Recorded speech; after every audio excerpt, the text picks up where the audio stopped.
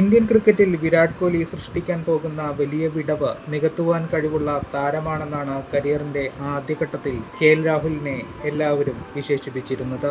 T20 ക്രിക്കറ്റിൽ മിന്നൽ ഇന്നിംഗ്സുകൾ കൊണ്ട് ഞെട്ടിച്ച കെ.എൽ. രാഹുൽ 3 ഫോർമാറ്റിലും ഇന്ത്യയുടെ പ്രധാന താരമായി മാറിയത് പെട്ടെന്നായിരുന്നു.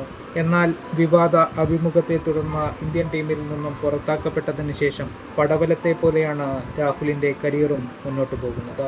IPL-ലും രാജ്യാന്തര ക്രിക്കറ്റിലും തന്റെ സ്കോറിംഗ് വേഗതയും എലഗൻസുമെല്ലാം രാഹുൽ കൈവിട്ടപ്പോൾ വളരെ വേഗത്തിൽ തന്നെ രാഹുൽ പരിഹാസിതനായി മാറി.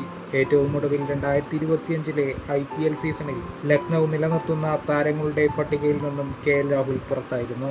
രാഹുൽ വ്യക്തിഗത നേട്ടത്തിനായി കളിക്കുന്നുവെന്നാണ് ഇതിന് കാരണമായി ലക്നൗ ഉടമയായ സഞ്ജീവ് ഗോയങ്ക പറഞ്ഞത്.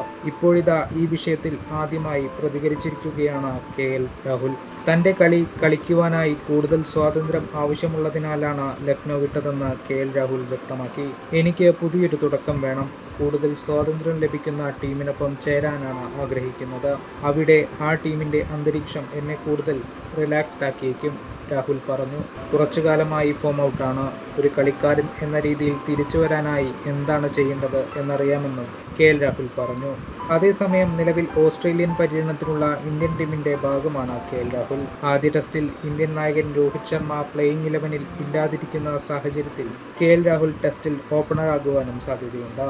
നേരത്തെ ഓസ്ട്രേലിയ എക്കെതിരെ ഇന്ത്യൻ ടീമിനായി ഓപ്പണിംഗിൽ ഇറങ്ങിയെങ്കിലും കെ.എൽ. രാഹുലിന് തിളങ്ങാനായിരുന്നില്ല.